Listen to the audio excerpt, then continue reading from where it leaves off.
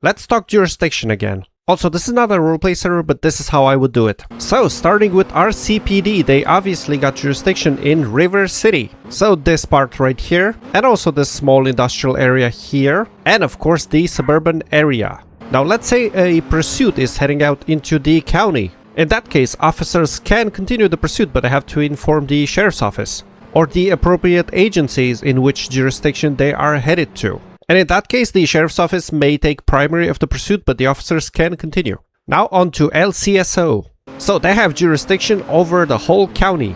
So basically the whole map right here. So you'd often see them patrolling in Springfield, this small suburban area just north of the sheriff's station, and obviously the highway. And they also handle the Liberty County Jail. This is a jail, not a prison, very important. So can deputies respond to backup requests, 911 calls, and overall patrol in the city? Well, yes. Once again, they have county-wide jurisdiction, so that includes the city. They don't need permission or to inform the local PD if they do so. Many private roleplay servers get this wrong.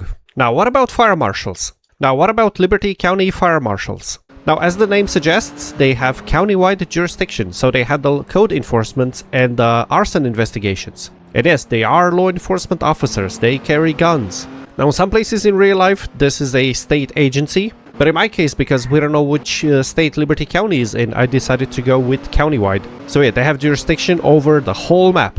And what about state park rangers? So primarily they handle the High Rock Park, which is this thing right here. But as the name suggests, they have statewide jurisdiction. Now once again, we don't know which state Liberty County is in, but park rangers are law enforcement officers and they have jurisdiction over the whole map.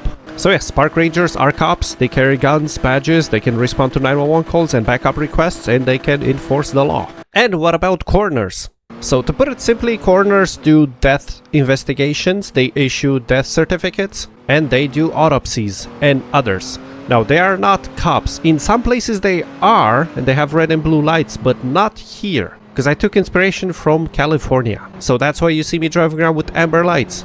Now, as the name suggests, they have county-wide jurisdiction. So they got this van right here, and they can head over to calls anywhere on the map.